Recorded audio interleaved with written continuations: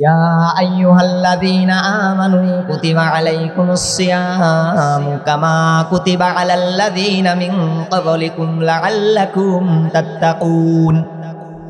ও ঈমানদারের দলেরা, তোমাদের উপর রমজানের রোজাকে ফরজ করা হয়েছে যেমনিভাবে পূর্ববর্তী নবীগণের উম্মতদের উপর ফরজ করা হয়েছিল, যেমনিভাবে পূর্ববর্তী নবীগণের উপর রোজাকে ফরজ করা হয়েছিল। আদম আলাইহিস সালাতু ওয়াস সালাম এর উপর রোজাকে ফরজ করা হয়েছিল, মুসা আলাইহিস সালাতু ওয়াস সালাম এর উপর রোজাকে ফরজ করা হয়েছিল, ঈসা আলাইহিস সালাতু ওয়াস সালাম, মুসা আলাইহিস সালাতু ওয়াস সালাম এদের উপর, পূর্ববর্তী নবীগণের উপর, উম্মতগণের উপর রোজাকে আমি আল্লাহ ফরজ করেছিলাম। হে ঈমানদারেরা, তোমাদের উপরও আমি আল্লাহ রোজাকে ফরজ করে দিয়েছি। কেন? লাআল্লাকুম তাত্তাকুন, যাতে তোমরা তাকওয়া, পরহেজগারি, ক্ষুধা ভীরুতা অবলম্বন করতে পারো।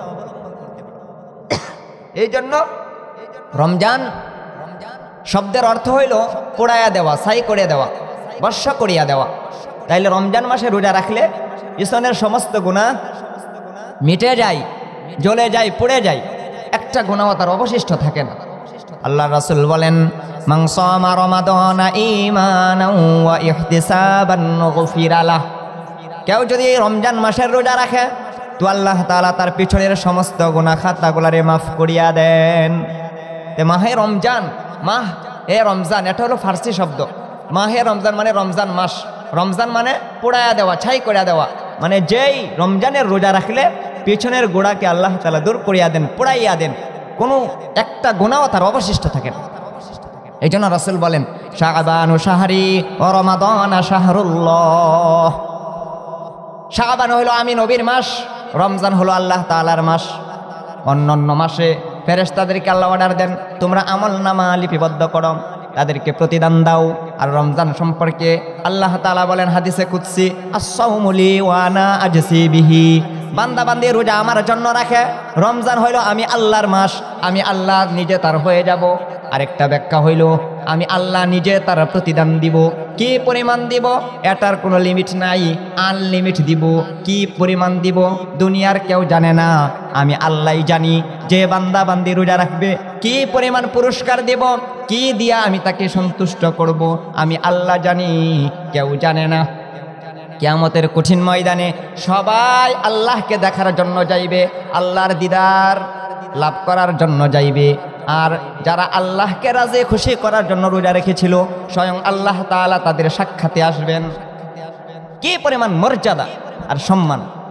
এই জন্য আল্লাহর মাস রমজান মাস রোজা রাখা চাই। নবীজি সাল্লাল্লাহু আলাইহি ওয়াসাল্লাম বলেন ইফতার সম্পর্কে, মান ফাত্তারা ফীহি সাইমান কানা মাগফিরাতাল লিযুনুবিহি ওয়া ইতকা রাকাবাতিহি মিনান নার ওয়া কানা লাহু মিনাল আজরি মিসলু আজরিহি মিন গায়রি আন ইয়ানকুসা মিন আজরিহি শাইউন। আল্লাহর রাসূল বলেন, কোন ব্যক্তি যদি কোনো রোজাদারকে ইফতার করায়, এটা তার গুনাহ মাফের উসিলা, এর কারণে আল্লাহ তাআলা তার গুনাহ মাফ করিয়া দিবেন। জাহান্নাম থেকে মুক্তি পাওয়ার উসিলা কোনো ব্যক্তি যদি কোনো রোজাদারকে ইফতার করায়। 3 নাম্বার রাসূল বলেন, রোজাদারকে ইফতার করাইলে রোজাদারের সম পরিমাণ সব আল্লাহ তাআলা তার আমল নামায় লিখিয়া দিবেন। তাহলে একটা সুন্নত রাসূলের নিজে ইফতার করা, অন্য কাউকে ইফতার করানো চাই। আল্লাহর রাসূল বলেন, কেউ যদি কোনো রোজাদার ব্যক্তিকে ইফতার করায়, এটা তার গুনাহ মাফের উসিলা, জাহান্নাম থেকে মুক্তি পাওয়ার উসিলা, এবং রোজাদারের সম পরিমাণ সব আল্লাহ তাআলা যিনি ইফতার করাইবেন তাকে দান করবেন। এরপরে আল্লাহর রাসূল আরেকখানা হাদিসে বলেন, ওয়ামান আসকা সাইমান সাকাহুল্লাহু মিন হাউদি শারবাতাল্লা ইয়াযমাউ হাত্তা ইয়াদখুলাল জান্নাহ। আল্লাহর রাসূল বলেন, কোন ব্যক্তি যদি রোজাদারকে 1 গ্লাস শরবত পান করায়, 1 গ্লাস পানি পান করায়, তো কিয়ামতের কঠিন ময়দানে যেদিন অর্ধ হাত উপরে সূর্য চলে আসবে, মাটির জমি তামায় পরিণত হয়ে যাবে, ওই দিন আল্লাহ তাআলা নিজের হাতে রোজাদার ব্যক্তিকে হাউজে কাউসার পানি পান করাইবেন। জান্নাতে যাওয়ার আগ পর্যন্ত পানির পিপাসা লাগবে না। আল্লাহ রাসূল বলেন, কেউ যদি কোনো রোজাদার ব্যক্তিকে ইফতার করায়, আল্লাহ তাআলা তাকে কিয়ামতের কঠিন ময়দানে হাউজে কাউসার থেকে পানি পান করাইবেন। এমন পানি পান করাইবেন জান্নাতে যাওয়ার আগ পর্যন্ত পানির পিপাসা লাগবে না। এই কথা শোনার পর একজন সাহাবী দাঁড়ায় গেছে, বলে ইয়া রাসূলুল্লাহ, ইয়া হাবিবাল্লাহ, আমাদের তো এত শক্তি সামর্থ্য নাই, এত সঙ্গতি নাই, মানুষকে ইফতার করাইতে পারবো। আল্লাহর রাসূল বলেন, একটা খেজুর দাও, একটা খুরমা দাও, এক গ্লাস পানি দাও, এক গ্লাস শরবত দাও, এক ডুব দুধ পান করাও, সামান্য পরিমাণ ইফতারের ব্যবস্থা করিয়া দিলা, এটা তোমার গুনাহ মাফের উসিলা, জাহান্নাম থেকে মুক্তি পাওয়ার উসিলা, রোজাদারের সম পরিমাণ সব আল্লাহ তাআলা তোমার আমলনামায় দিয়া দিবেন। এখন কিভাবে করবেন? হয়তো আপনি তার বাড়িতে ইফতার পাঠায়া দিবেন, একটা খেজুর পাঠায়া দিলেন, এক গ্লাস শরবত পাঠায়া দিলেন, হয়তোবা তাকে আপনি দাওয়াত দেয়া বাড়িতে নিয়ে আসলেন, যদি তার কষ্ট হয় তার বাড়িতে ইফতার পৌঁছাইয়া দিলেন। আল্লাহর রাসূল বলেন, এটা তার গুনাহ মাফের উসিলা, জাহান্নাম থেকে মুক্তি পাওয়ার উসিলা, এবং রোজাদারের সম পরিমাণ সব আল্লাহ তাআলা তার আমলনামায় লিখিয়া দিবেন। আর এক গ্লাস পানি পান করাইলে কিয়ামতের কঠিন ময়দানে আল্লাহ তাআলা হাউজে কাউসার থেকে পানি পান করাইবেন, যেই পানি পান করলে জান্নাতে যাওয়ার আগ পর্যন্ত পানির পিপাসা লাগবে না। এটাকে কোনো কঠিন কাজ? একটা খেজুর দিবেন, একটা খুরমা দিবেন, এক গ্লাস সাদা পানি দিলেন, এসব হয়ে যাবে। আল্লাহ রাসূল বলেন, সালাসাতুন লা তুরাদ্দু দাওয়াতুহুম, তিন ব্যক্তির দোয়া আল্লাহ তাআলা ফিরাইয়া দেন না। আস-সাইমু হাত্তা ইউফতিরা, রোজাদার ব্যক্তি যখন দোয়া করে সেই দোয়া আল্লাহ তাআলা ফিরাইয়া দেন না। বিশেষ করে ইফতারির সময় যখন দোয়া করে সেই দোয়া আল্লাহ তাআলা ফিরাইয়া দেন না। আস-সাইমু হাত্তা ইউফতিরা, রোজাদার ব্যক্তি যখন আল্লাহর কাছে দোয়া করে, ইফতারের সময় দোয়া করে, সেই দোয়া আল্লাহ তাআলা ফিরাইয়া দেন না, 1 নাম্বার। 2 নাম্বার, ওয়াল ইমামুল আদিলু, ন্যায়পরায়ণ বাদশাহ, ইনসাফকার বাদশাহ যখন দোয়া করে সেই দোয়া আল্লাহ তাআলা ফিরাইয়া দেন না। 3 নাম্বার, ওয়া দাওয়াতুল মাজলুম, মুসলিম ব্যক্তির দোয়া আল্লাহ তাআলা ফিরাইয়া দেন না। এখন প্রশ্ন, হুজুর কিভাবে দোয়া করব? আপনি ইফতারের আগে দোয়া করতে পারেন, কিছু ইফতার খাওয়ার পরে দোয়া করতে পারেন, ইফতার শেষ করিয়াও দোয়া করতে পারেন, মনে মনে দোয়া করতে পারেন, স্পষ্টভাবে জোরে জোরেও দোয়া করতে পারেন। আল্লাহর রাসূল এভাবে দোয়া করতেন, ইয়া ওয়াসিআল ফাদলি ইগফিরলি, হে অনুগ্রহশীল খোদা আমাকে মাফ করিয়া দাও, আমাকে ক্ষমা করিয়া দাও। জীবনের সবচাইতে বড় চাওয়া হইল ক্ষমা চাওয়া, সবচাইতে বড় পাওয়া হইল মাফ পাওয়া। আল্লাহ রাসূল এভাবে দোয়া করতেন, ইয়া ওয়াসিআল ফাদলি ইগফিরলি, হে অনুগ্রহশীল খোদা আপনি আমাকে মাফ করিয়া দেন। তাহলে ইফতারের সময় যে দোয়া করবেন সেই দোয়া আল্লাহ তাআলা ফিরাইয়া দিবেন না। আল্লাহ রাসূল এই কথাই বলেন, সালাসাতুন লা তুরাদ্দু দাওয়াতুহুম, আস-সাইমু হাত্তা ইফতিরা, রোজাদার ব্যক্তি যখন ইফতারের সময় দোয়া করে সেই দোয়া আল্লাহ তাআলা ফিরাইয়া দেন না। এই জন্য হাত তুলেও দোয়া করতে পারেন, হাত না তুলেও দোয়া করতে পারেন, মনে মনেও দোয়া করতে পারেন, স্পষ্ট জোরেও দোয়া করতে পারেন, ইফতারি করার আগেও দোয়া করতে পারেন, অর্ধেক ইফতারি খাওয়ার পরেও দোয়া করতে পারেন, ইফতারি পরিপূর্ণ খাওয়ার পরেও দোয়া করতে পারেন। ওই সময় দোয়া করা চাই, এটা একটা সুন্নত, একটা আমল। এখন আরেকটা, নবীজি সাল্লাল্লাহু আলাইহি ওয়াসাল্লাম বলেন, কিয়ামতের দিন 2টা জিনিস সুপারিশ করবে, একটা হইল রোজা, 2 নাম্বার হইল কোরআন। 2টা জিনিস আল্লাহর কাছে সুপারিশ করবে, আল্লাহর সাথে ঝগড়াঝাটি করা শুরু করবে। আল্লাহ সে দিনের বেলায় পানাহার থেকে নিজেকে বিরত রেখেছে, রোজা রেখেছে আপনাকে সন্তুষ্ট করার জন্য, আল্লাহ তাকে মাফ করে দেন, তাকে জান্নাত দেন। কোরআন বলবে, আল্লাহ রাত্রিবেলা কোরআন তেলাওয়াত করেছে, তারাবির নামাজে কোরআন তেলাওয়াত করেছে, রাত্রি জাগরণ করেছে, আল্লাহ তাকে মাফ করে দেন, তাকে জান্নাত দেন। আল্লাহর রাসূল শেষে বলেন, ফায়ুশাফিআনে, কোরআনের সুপারিশ আল্লাহ কবুল করবেন, মঞ্জুর করবেন, রোজার সুপারিশ আল্লাহ তাআলা কবুল করবেন, মঞ্জুর করবেন। এই জন্য রোজা রেখে ঝগড়া করা যাবে না। আল্লাহ রাসূল বলেন, কেউ যদি তার সাথে ঝগড়া করতে চায়, কোনো বিবাদে পরিচিত হয়ে যায় সে, তাহলে সে যেন বলে আনা সাইমুন, আমি রোজাদার। কেউ আপনার সাথে ঝগড়া করতে চাই, আপনি বলবেন আমি রোজাদার, আবার বলবেন আমি রোজাদার, আমি ঝগড়া করতে পারবো না। 3 বার বলার পরে আবারও যদি সে ঝগড়া করতে চায়, আল্লাহর রাসূল বলেন ওই জায়গা থেকে তুমি চলিয়া যাইবা। এই জন্য সাহারি সম্পর্কে নবীজি সাল্লাল্লাহু আলাইহি ওয়াসাল্লাম বলেন, তাসাহহারু ফা ইন্না ফিস সুহুরি বারাকাহ, তোমরা সাহারি খাও, সাহারি খাওয়ার মধ্যে বরকত রয়েছে। ইন্নাল্লাহা ওয়া মালাইকাতাহু ইউসাল্লুনা আলাল মুতাসাহহিরিন, যারা সাহারি খায় তাদের উপর আল্লাহ রহমত নাজিল করেন, ফেরেশতারা তাদের জন্য রহমতের দোয়া করে। হুজুর আমার পেটে ক্ষুধা নাই, আমি ইচ্ছা নাই সাহারি খাইতে, তারপরও উঠেন। আর সাহারির সুন্নত হইল, মুস্তাহাব হইল শেষের দিকে সাহারি খাওয়া। একটা খেজুর খাইলেন, নিয়ামতের পরিপূর্ণ খাবার, যেটা রাসূলুল্লাহ সাল্লাল্লাহু আলাইহি সাল্লাম সবসময় সাহারি ইফতারে খেজুর রাখতেন, খুরমা রাখতেন। এই জন্য 1 গ্লাস পানি পান করলেন, 1 গ্লাস শরবত পান করলেন, অথবা একটা খেজুর খাইলেন, খুরমা খাইলেন, 1 ডুব দুধ পান করলেন। কেন আমি সেহরি খাবো? সেহরি খাওয়া সুন্নত। তাসাহহারু ফা ইন্না ফিস সুহুরি বারাকাহ। সাহারি খাও, সাহারি খাওয়ার মধ্যে বরকত আছে, আল্লাহর কল্যাণ আছে। এই নিয়তে সাহারি খাইবেন। সাহারি খাইলে কি হবে? ইন্নাল্লাহা ওয়া মালাইকাতাহু ইউসাল্লুনা আলাল মুতাসাহহিরিন। আল্লাহ তাআলা তার উপর রহমত নাজিল করেন এবং ফেরেশতারা তার জন্য রহমতের দোয়া করে। এই জন্য আমরা কি করব? সাহারি খাবো। এটা একটা সুন্নত। জুনাইদ বাগদাদি রহমতুল্লাহ আলাইহি অনেক বড় বুজুর্গ ছিলেন। তিনি মারা যাওয়ার পরে তার এক শাগরেদ স্বপ্নে দেখেছে তাকে। তিনি বলতেছেন, উস্তাদ শায়েখ, আপনি তো অনেক কিতাবাদি লিখেছেন, অনেক ছাত্র ছিল আপনার, অনেক মসজিদ মাদ্রাসা নির্মাণ করেছেন, অনেক কিতাবাদি লিখেছেন, আপনার সাথে আল্লাহ কিরূপ ব্যবহার করেছেন? জুনাইদ বাগদাদি রহমতুল্লাহি আলাইহি জবাব দেন, ওমা নাফাআনি ইল্লা রাকাতুন ফি জাওফিল লাইল। আমি যে রাত্রিবেলায় 2 রাকাত তাহাজ্জুদের নামাজ পড়েছিলাম, এই তাহাজ্জুদের উসিলায় আল্লাহ আমাকে মাফ করিয়া দিয়েছেন। এই জন্য আমরা সব সময় তাহাজ্জুদের নামাজ পড়তে পারি না। যখন আমরা সাহারি খাওয়ার সময় উঠব অথবা সাহারি খাওয়ার আগে হয়তোবা পরে আমরা 2-4 রাকাত করে তাহাজ্জুদের নামাজের অভ্যাস গড়ে তুলব, যেহেতু আমাদের সুবর্ণ সুযোগ আছে। এই জন্য জুনাইদ বাগদাদি রহমতুল্লাহ আলাইহি কত বড় বুজুর্গ ছিলেন, কত বড় আলেম ছিলেন। তার শিষ্যকে স্বপ্ন যুগে বলে, আল্লাহ আমার কোনো ইবাদত বন্দেগী কবুল করে নাই।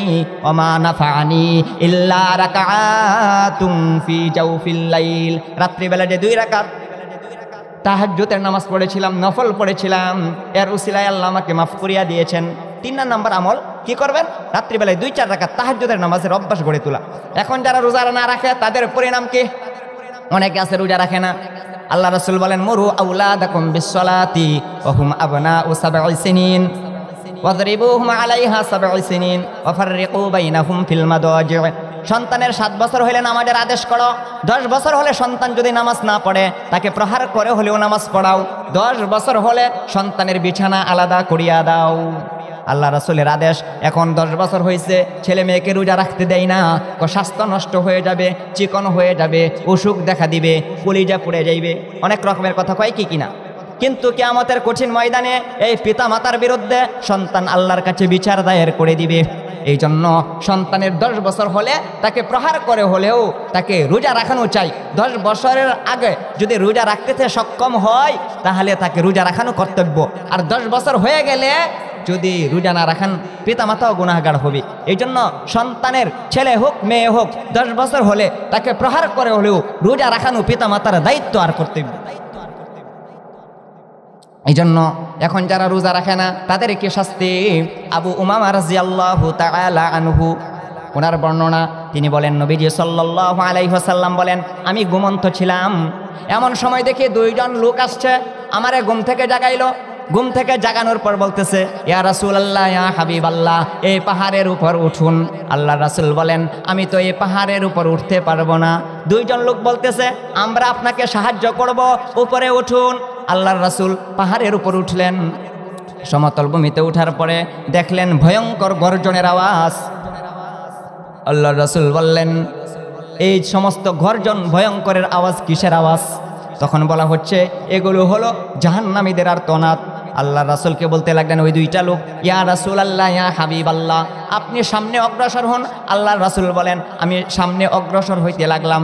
একটু সামনে অগ্রসর হইয়া দেখে অনেক নারী পুরুষ আছে, তাদের পায়ের মাংস পেশির মাধ্যমে জাহান্নামের আগুনে জ্বলন্ত।